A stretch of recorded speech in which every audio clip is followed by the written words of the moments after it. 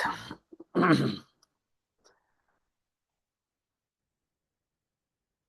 Passbook কত? 14,130। আচ্ছা, আর cash বুক বলে দিয়েছে কত? 47,330। দুইটাই আমরা সব ফার্স্টে লিখে নিলাম।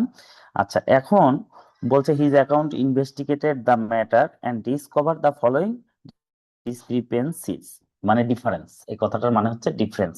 আচ্ছা, এখন দেখেন 1 নাম্বার এ নাম্বার এন্ট্রিতে কি বলছে। ব্যাংক চার্জেস অফ টাকা 60 had not bin entered in the cash book. Bank charge 60 টাকা কেটে নিয়েছে, যেটা এখনো ক্যাশ বুকে ইন্টার হয় নাই। তাহলে এটা আমরা কি পড়বো? আমরা জাস্ট ব্যাখ্যাটা দেখবো। এই ব্যাখ্যাগুলো আপনি শিখার সময় এভাবে করবেন, বাট ফাইনালি এক্সামে এত দরকার নাই। এটা আপনি প্র্যাকটিস করতে করতে আপনার ভিতরে তৈরি হয়ে যাবে, ঠিক আছে? এখন জাস্ট বারবার করে প্র্যাকটিস করেন, দেখবেন যে হয়ে গেছে। দেখেন, ব্যাংক চার্জ, ব্যাংক চার্জ মানে এটা আমার জন্য রিসিপ্ট না পেমেন্ট? আমার ব্যাংকে একটা অ্যাকাউন্ট আছে, ব্যাংক চার্জ মানে ব্যাংক টাকা কেটে নেয়। আপনারা একটু লিখে নেন, হ্যাঁ। ব্যাংক চার্জ মানে হচ্ছে ব্যাংক টাকা কেটে নেয়। সবাই খাতা কলম রাখবেন, আমি যখন যেটা ল্যাঙ্গুয়েজ বলবো লিখে নিবেন। লিখে নিলে কোশ্চিনটা আপনাদের কাছে পানির মতো সহজ হয়ে যাবে। আর যে লিখবে না, সে কিন্তু খালি মানে পরে যখন আমার ইয়াটা ভুলে যাবে, সে আর কখনোই মিলাইতে পারবে না, শুধু কনফিউজ হবে। সুতরাং আপনারা খাতা কলম নিয়ে বসবেন, আমি যখন যেটা বলবো সাথে সাথে লিখে নিবেন। দরকার হলে আমি একটু স্লো স্লো যাব, হ্যাঁ। ব্যাংক চার্জ তার মানে ব্যাংক টাকা কেটে নেয়, এটা লেখেন। ব্যাংক চার্জ অফ টাকা 60 মানে ব্যাংক 60 টাকা কেটে নেয়। আচ্ছা, had not bin inter in the cash book, cash বুকে ইন্টার হয় নাই, তার মানে কি?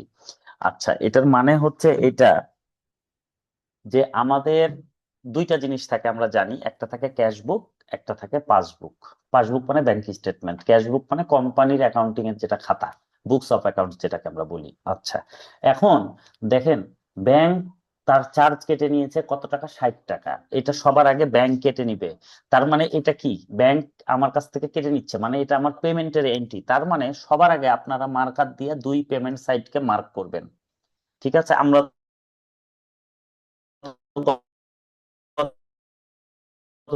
দিন পাসবুক হচ্ছে লাইবিলিটি অ্যাকাউন্ট, আর ডেবিট সাইডটা পেমেন্ট, ক্রেডিট সাইডটা রিসিপ্ট। তার মানে এটার বিপরীত এটা। তাহলে এখানে পেমেন্ট হচ্ছে ক্রেডিট, এখানে পেমেন্ট হচ্ছে ডেবিট। তাহলে এন্ট্রিটা কিসের? পেমেন্টের। সবার আগে এন্ট্রি পেমেন্ট হয়, যেমন এটা পেমেন্ট। তাহলে দুই পেমেন্টকে হলুদ কালি দিয়ে আগে মার্ক করে ফেলেন। এই দুই পেমেন্টে আপনার কাজ হওয়া লাগবে। এখন কি হয়েছে? ব্যাংক 60 টাকা কেটে নিয়েছে, মানে ব্যাংক থেকে আমার পেমেন্ট হয়ে গেছে। তাইলে আমরা জানিও না, আমরা জানবো কোন দিন? যেই দিন ব্যাংক থেকে স্টেটমেন্ট আসবে, সেদিন ব্যাংক স্টেটমেন্টে লিখে দিবে ব্যাংক চার্জ 60 টাকা কেটেছে। সেদিন আমরা কি করব? আমাদের ক্যাশ বুকে পেমেন্ট সাইড থেকে এটাকে কমাই দিব 60 টাকা। প্রথমে কিন্তু কোনো এন্ট্রি নাই, নো এন্ট্রি, কারণ আমরা জানি না যে ব্যাংক তার চার্জ কয় টাকা কেটেছে, কি করেছে। যেদিন ব্যাংক স্টেটমেন্ট আসবে সেদিন আমরা জানতে পারবো যে ব্যাংক অ্যাকাউন্টে চার্জ কেটেছে কত টাকা? 60 টাকা। তখন আমরা কি করব? ক্যাশ বুক থেকে লেস করে দিব, ক্যাশ বুকে পেমেন্ট থেকে আমরা বিয়োগ করে দিব, যে এখানে আমার 60 টাকা কি হয়েছে? Bank charge. ঠিক আছে? তাহলে কি করতে হবে? ক্যাশ বুক থেকে লেস করতে হবে। কারণ কি? পাসবুক থেকে অলরেডি লেস হয়ে গেছে, পাসবুক থেকে পেমেন্ট হয়ে গেছে। তাহলে ক্যাশ বুক থেকে পেমেন্ট করতে হবে। পেমেন্ট মানে কি? লেস। আর রিসিপ্ট মানে কি? প্লাস। তাহলে দেখেন, ক্যাশ বুক থেকে লেস করতে হবে। এই যে আমি নিচে লিখে দিয়েছি, ইম্প্যাক্টটা কি? ক্যাশ বুক থেকে লেস করতে হবে। আচ্ছা, ক্যাশ বুক থেকে যে লেস করতে হবে, তাহলে আমরা ব্যাংক রিকনসিলিয়েশন স্টেটমেন্টে চলে যাই। ব্যালেন্স অ্যাজ পার ক্যাশ বুক। এই যে দেখেন, লেসে সবার আগে আছে ব্যাংক চার্জ কত টাকা? 60 টাকা।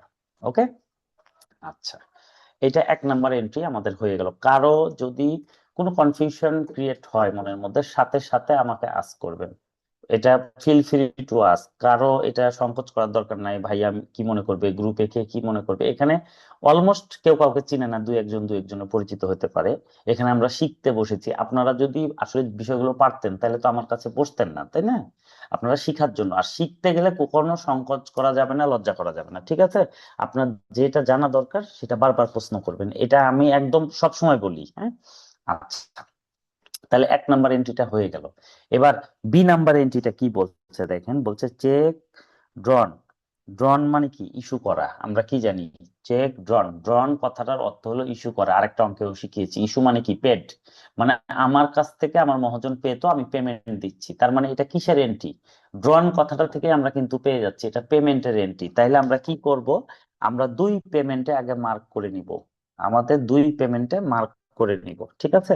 আচ্ছা, ফার্স্ট কাজ আমাকে দেখতে হবে, আমি তিনটা স্টেপের কথা বলেছিলাম, আজকে আবার বলছি। একটা এন্ট্রি পরে সবার আগে দেখবেন সেটা পেমেন্ট নাকি রিসিপ্ট। আচ্ছা, যেমন এটাও পেমেন্ট এটাও পেমেন্ট, তার মানে দুই পেমেন্টকে আগে মার্ক করব, এটা ফার্স্ট কাজ। তারপরে দেখব দুই পেমেন্টের যে কোনো একটাতে কাজ হয়েছে আর একটা হয় নাই, যেটা হয় নাই সেটাতে আমার করতে হবে, জাস্ট এইটুকুই কাজ।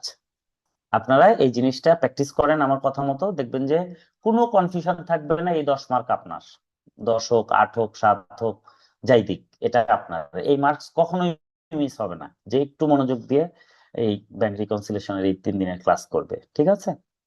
আচ্ছা, এবং আমি, এটা আমার ধারণা এইভাবে লেজার দিয়ে কেউ শিখায় না। ওই মুখে মুখে মুখে মুখে বলে, অনেকে এফসিএমও দেখেছি, আমি ক্লাস করেছি, তারা মুখে মুখে বলে, এত ক্ল্যারিটি আসে না। আমি লেজার দিয়ে করার উদ্দেশ্য এটা, যাতে আপনারা সবচেয়ে ভালো মতো বুঝতে পারেন ইম্প্যাক্টটা। আচ্ছা দেখেন, তাহলে এটা আমার চেক ড্রন, ড্রন মানে কি? ইস্যু বা পেড। তাহলে এটা আমার কি এন্ট্রি? এটা আমার পেমেন্টের এন্ট্রি।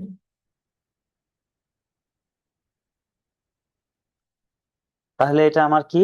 এটা আমার পেমেন্টের এন্ট্রি। তাহলে এইবার কি বলছে দেখেন, বলছে চেক ড্রন বাই লাকি, মানে চেক পেমেন্ট করে দিয়েছে Lucky, and totalling 450 had not been presented to the bank. মানে চেকটা, এটা যেহেতু লাকি কোম্পানি, চেকটা আমরা সিগনেচার করে দিয়েছি, মানে লাকি যে মালিক সে সিগনেচার করে দিয়েছে কাকে? ক্রেডিটরকে। বাট ক্রেডিটর এখনো সেই চেকটা নিয়ে ব্যাংকে যায় নাই।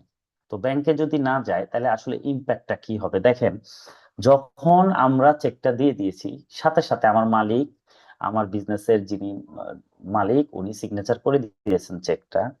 চেকটা সিগনেচার করে দেওয়ার পর আমি কোম্পানির অ্যাকাউন্টেন্ট, আমি আমার ক্যাশ বুকে লিখে নিয়েছি যে পেমেন্ট হয়ে গেছে, পেমেন্ট হয়ে গেছে। যখনই আমরা চেক দিব তখনই আমরা কি সেখানে লিখে নিব এটা পেমেন্টের চেক, মানে পেমেন্ট হয়ে গেছে। আচ্ছা,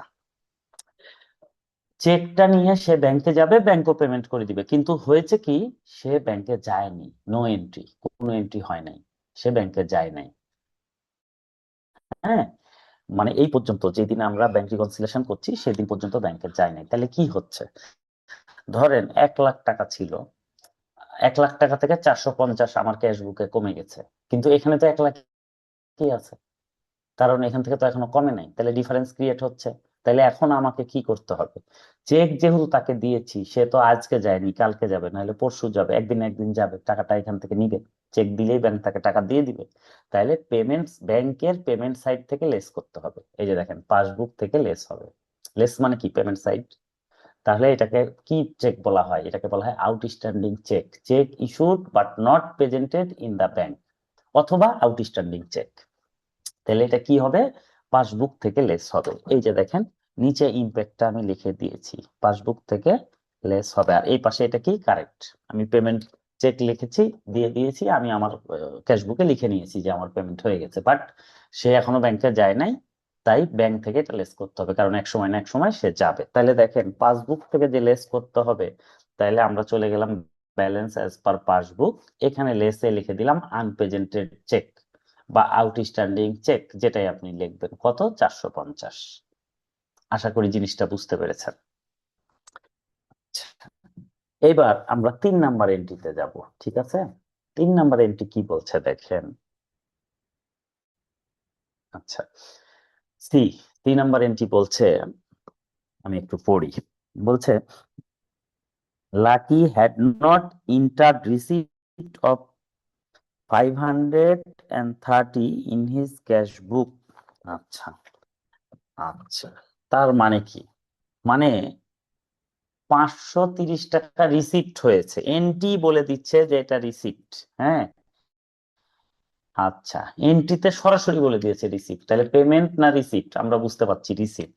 তার মানে দুইটা রিসিপ্টই আমি মার্ক করব, দুইটা রিসিপ্ট মার্ক করব, করলাম। ক্যাশবুকেরও করলাম, পাসবুকেরও রিসিপ্ট মার্ক করলাম। করার পর কি হচ্ছে? বলছে যে ক্যাশবুকের রিসিপ্টে এখনো উঠানো হয়নি। কত টাকা? 530 টাকা। তার মানে পাসবুকে হয়েছে। যেটা নিয়ে কিছু বলা থাকবে না তার মানে সেটা কারেক্ট, সেটাতে কোনো ঝামেলা নাই। তার মানে পাসবুকে রিসিপ্ট 530 টাকা উঠেছে, কিন্তু ক্যাশ বুকে এটা এখনো লেখা হয় নাই। তাহলে কি হবে? পাসবুক বেড়ে যাবে। ধরেন আগে 10,000 ছিল, এখন আরো 530 টাকা রিসিভ হয়েছে, তাহলে 10,530 হয়ে গেছে। কিন্তু ক্যাশবুক 10,000 ছিল, 10,000ই আছে। কারণ কি? 530 এখনো বসানো হয়নি, যোগ করা হয়নি। তাহলে কি করতে হবে? ক্যাশ বুকে এই 530 টাকা যোগ করতে হবে। এই যে লিখে দিয়েছি, ক্যাশ বুকে প্লাস করতে হবে। কি করতে হবে? ক্যাশ বুকে প্লাস করতে হবে। ঠিক আছে? তাহলে ঘটনাটা আপনারা আশা করি বুঝতে পেরেছেন। Lucky had not entered receipt of টাকা 530 in his cash book. রিসিটের কথা বলে দিয়েছে, তাহলে দুই রিসিট আগে আমি দাগায় নিব। দাগায় নেওয়ার পর ক্যাশ বুকে সেই হ্যাড নট এন্টার, ক্যাশ বুকে এন্টার করেনি, তার মানে পাসবুক ঠিক আছে। যেটা নিয়ে কিছু বলা নাই সেটা অলওয়েজ কারেক্ট। যেটা ঝামেলা থাকে, ভুল থাকে, সেটা নিয়ে বলা থাকে। ঠিক আছে? এখানে বলেছে ক্যাশ বুকে সে এখনো এন্টার করে নাই, তার মানে এই দিক ঠিক আছে, এটা কারেক্ট। ক্যাশ বুকে আমাকে যোগ করতে হবে। তাহলে কত টাকা? 530 টাকা। তাহলে আমরা এখন ক্যাশ বুকে যাব। এই দেখেন, ব্যালেন্স অ্যাজ পার ক্যাশ বুক, এই যে রিসিপ্ট 530। ঠিক আছে? এইভাবে আমাদের এন্ট্রিটা আসবে। আচ্ছা, আচ্ছা, এখান পর্যন্ত কারো কোনো প্রবলেম আছে? হ্যাঁ ভাইয়া, আচ্ছা, যে তিনটা ক্লিয়ার। আচ্ছা, যে তিনটা আলোচনা করলাম এই তিনটাতে তো কারো কোনো ঝামেলা নাই নাকি? না ভাইয়া, বুঝছি। বুঝতে পেরেছেন? জি ভাইয়া, বুঝতে পারছি। বাকিরা বাকিরা একটু কথা বলেন তো। জি ভাইয়া, বুঝতে পেরেছি। আচ্ছা, ঠিক আছে, ধন্যবাদ। তাহলে আমরা আরেকটু আগাই। মানে আমি বলেই গেলাম আপনারা বুঝলেন না, তাহলে তো আসলে কোনো লাভ হবে না। এই জন্য আমি একটু জিজ্ঞেস করলাম, একটু শিওর হয়ে নিলাম। দেখেন, ডি নাম্বার এন্ট্রিটা কি বলছে, আমি একটু পড়ি। বলছে the bank had not credited Lucky with receipt 1970 paid to the bank on 31 October 2020। আচ্ছা, দুইটা রিসিটের কথা বলেছে। কত টাকা? 1970-এর কথা। ব্যাংক উইথ রিসিপ্ট, রিসিপ্ট বলে দিয়েছে। তাহলে আমরা কি করব? দুই রিসিপ্টকে আগে মার্ক করে নিব। ঠিক আছে? তো বলছে ব্যাংক রিসিপ্টে এখনো জমা করে নাই, তার মানে কি ক্যাশ বুক জমা করেছে। তার মানে কি ক্যাশ বুকে জমা হয়ে গেছে। যেটা করে নাই সেটা তো তারা বলে দিয়েছে, সেটা কোনটা? ব্যাংক। তাহলে ক্যাশ বুকে আমার জমা হয়ে গেছে, রিসিটে কত? 1970 টাকা। তাহলে এটা আমার ওকে। বাট পাসবুকে আমার রিসিটে জমা হয় নাই, নো এন্ট্রি। তাহলে আমাকে কি করতে হবে? পাসবুকে যোগ করতে হবে। এই যে লিখে দিয়েছি, পাসবুকে যোগ করতে হবে। কত টাকা? 1970 টাকা। চলেন আমরা পাসবুক থেকে ঘুরে আসি। আচ্ছা, এই যে দেখেন পাসবুকে ব্যালেন্স অ্যাজ পার পাসবুক, এটাকে বলা হয় ডিপোজিট ইন ট্রানজিট। এই যে দেখেন, ডিপোজিট ইন ট্রানজিট কত টাকা? 1970 টাকা। আচ্ছা, ডিপোজিট ইন ট্রানজিট কাকে বলে বলেন দেখি, বলেন। আমি চেক ব্যাংকে জমা করে দিয়েছি, বাট ব্যাংক এখনো জমা করে নাই। ঠিক আছে? এই ঘটনাটা কখন হয়? আমি বাকি বিক্রি করেছি, করার পর আমার কাস্টমার আমাকে চেক দিয়েছে। তখন আমার পাইকারি বিজনেস, আমি তখন করেছি কি, অনেকগুলো চেক ব্যাংকে পাঠাইছি। পাঠানোর পর ব্যাংক এটা আমার অ্যাকাউন্টে জমা করতে 1 দিন বা 2 দিন সময় নেয় অনেক সময়। ঠিক আছে? তো সেই জমা হওয়ার আগ পর্যন্ত একটা ডিফারেন্স ক্রিয়েট হয় না? আমি যখন চেকটা ব্যাংকে পাঠাই দিই তখন আমার ক্যাশবুকে লিখে নিই যে রিসিপ্ট কত? 1970 টাকা। বাট ব্যাংকে তখনও জমা হয়নি, ব্যাংকের রিসিপ্টে তখনও জমা হয়নি। কেন হয় নাই? কারণ ব্যাংক এটার জন্য টাইম নেয়। কতদিন? 1 দিন বা 2 দিন। তাহলে এটা ধরেন আমি বৃহস্পতিবার পাঠিয়েছি, বৃহস্পতিবারে হয় নাই, রবিবারে তো শিওর হবে, তাই না? বা সোমবারে হবে। তাহলে পাসবুকে যোগ করতে হবে। ঠিক আছে? এই হলো ঘটনা। এটাকে এই ঘটনাটাকে বলা হয় ডিপোজিট ইন ট্রানজিট। ওকে? আচ্ছা, আমি এই ম্যাথটা বেশ বড়, অনেকগুলা এন্ট্রি, টাইম আছে 10 মিনিট, শেষ করতে হবে। আচ্ছা, আমি ই নাম্বার এন্ট্রিটাতে যাই। দেখেন, ই নাম্বার এন্ট্রিতে কি বলছে? Standing order payment amounting 1240 had not bin enter in the cash বুক। আচ্ছা, স্ট্যান্ডিং অর্ডার কি কেউ বলতে পারেন এখানে? এর আগে পড়াইছি। বলেন। ভাইয়া ব্যাংককে আমরা যে অর্ডার দিয়ে থাকি, যে ব্যাংককে আমরা যে অর্ডার দিয়ে থাকি যে আমার হয়ে ব্যাংক যে সমস্ত লেনদেন গুলা পরিশোধ করে দিবে। ধন্যবাদ, ধন্যবাদ। আসলে এইখানে যতজন আছেন তার মধ্যে শিমুল ভাইয়ের পড়াশোনাটা আমার ভালো লাগে। উনি চেষ্টা করে, শিখার চেষ্টা করে, আর যে শিখার চেষ্টা করবে সে অবশ্যই ভালো করবে। এখানে আরো দু একজন আছে, হ্যাঁ, যারা আসলে একটু শিখার চেষ্টা করে, যেমন শিউলি শিউলি আক্তার আপু শিখার চেষ্টা করে, ভালো লাগে এটা আমার। মাহফুজা আপু শিখার চেষ্টা করে, এখন মনে হয় একটু ঢিল মেরেছে, হ্যাঁ। তো ভালো লাগে, আপনারা একটু ভালো করে চেষ্টা করবেন। হুম। শ্রাবণী আপু একটু বেশি ব্যস্ত থাকে, ব্যস্ততা একটু কমাতে হবে, পড়াশোনায় সময় বাড়াইতে হবে। আচ্ছা দেখেন, স্ট্যান্ডিং অর্ডার। স্ট্যান্ডিং অর্ডার হচ্ছে ব্যাংকে আমরা পারমিশন দিয়ে দিই যে আমার হয়ে আপনি এই খরচগুলো করবেন, ব্যাংক থেকে সরাসরি এই টাকাগুলো কেটে নেয়।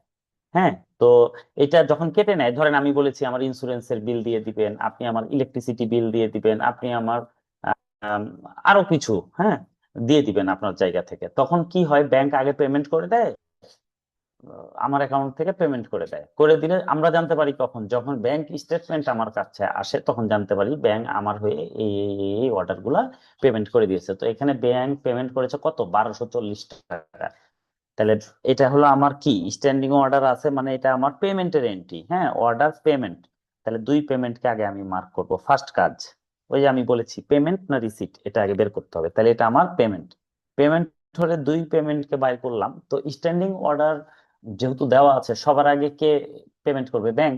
ব্যাংক পেমেন্ট করবে, কত টাকা করেছে, 1240। আমরা জানিও না, আমরা জানবো কোন দিন, যেদিন ব্যাংক স্টেটমেন্ট পাসবুক আমাদের কাছে আসবে, সেদিন আমরা জানবো যে 1240 টাকা ব্যাংক এটা পেমেন্ট করেছে। তাহলে পেমেন্ট সাইড থেকে লেস করতে হবে, এটা হলো মূল কাজ, ক্যাশ বুকে লেস করতে হবে পেমেন্ট সাইড থেকে, ঠিক আছে।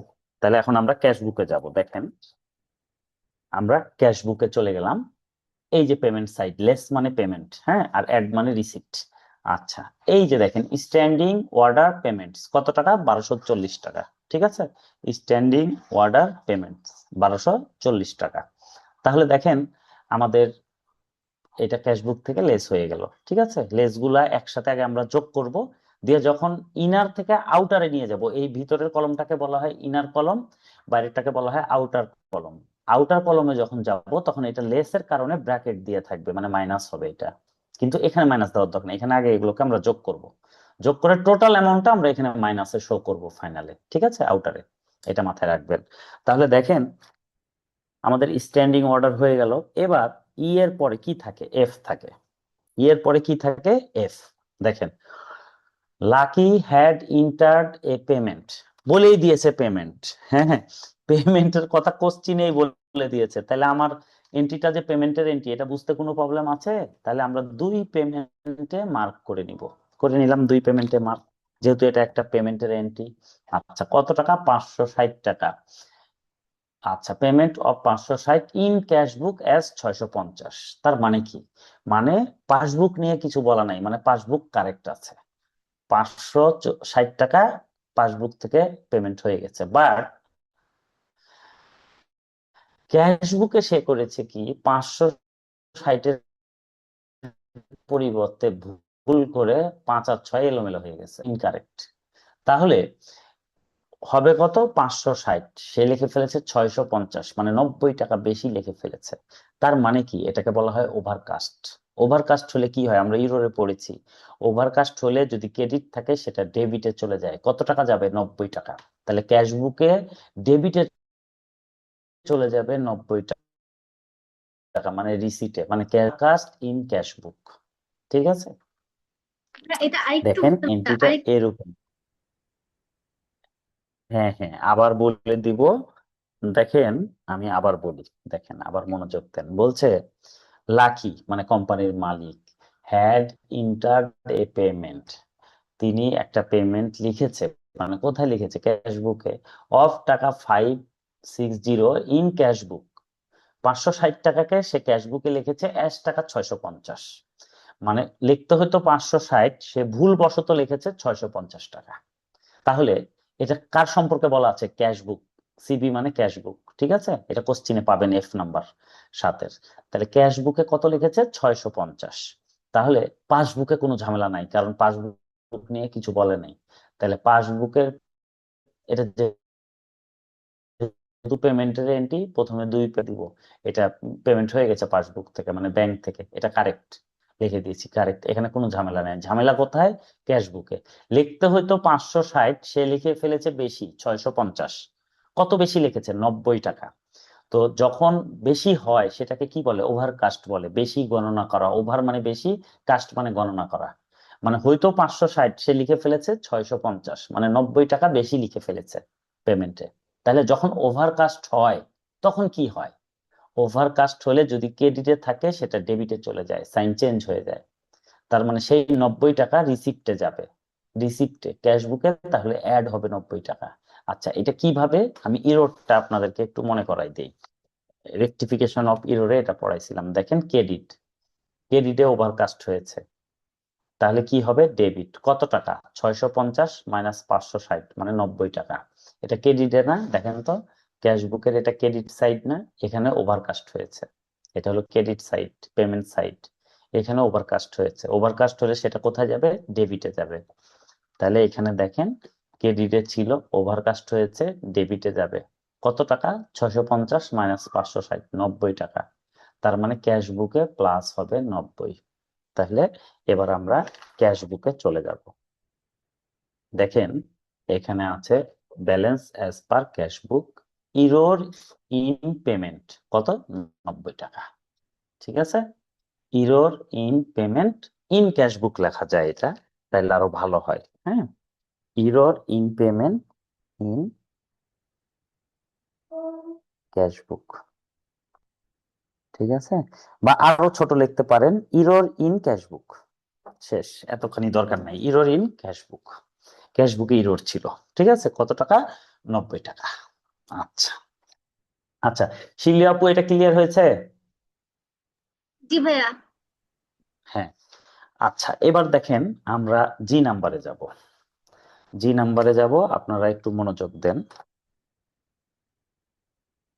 আচ্ছা, এ চেক রিসিভড ফর টাকা 300, আচ্ছা, from a debtors had been return by the bank mark at refer to drawer but these had not been written back in the cash book। আচ্ছা, খুবই গুরুত্বপূর্ণ কথা। আমরা বাকি বিক্রি করেছিলাম, বাকি কি বিক্রি করার পর কি হয়েছে? কাস্টমার আমাদেরকে চেক দিয়েছে যে ভাই এই নেন 300 টাকার চেক। চেক পাওয়া মাত্র আমি কি করলাম? আমার রিসিপ্টে জমা করে ফেললাম, মানে এটা আমার রিসিপ্টের এন্ট্রি, তাই না? এটা তো আমার রিসিপ্টের এন্ট্রি।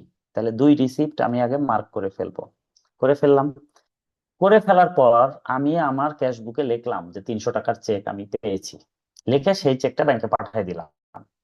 এখন ব্যাংকে যখন গেছে, ব্যাংক দেখছে সেই অ্যাকাউন্টে টাকাটা নাই, 300 টাকা নাই। তাহলে এখানে কোনো এন্ট্রি হবে না, কারণ টাকাই তো নাই। তাহলে এখানে জমা হবে কোত্থেকে? ব্যাংকে, নো এন্ট্রি। তাহলে ব্যাংক তো কারেক্ট, কারণ টাকা ছিল না। তাহলে আমি কি করেছিলাম? আমি 300 টাকা বসাই দিয়েছিলাম, কিন্তু টাকা তো ছিল না। তাহলে আমাকে এখন কি করতে হবে?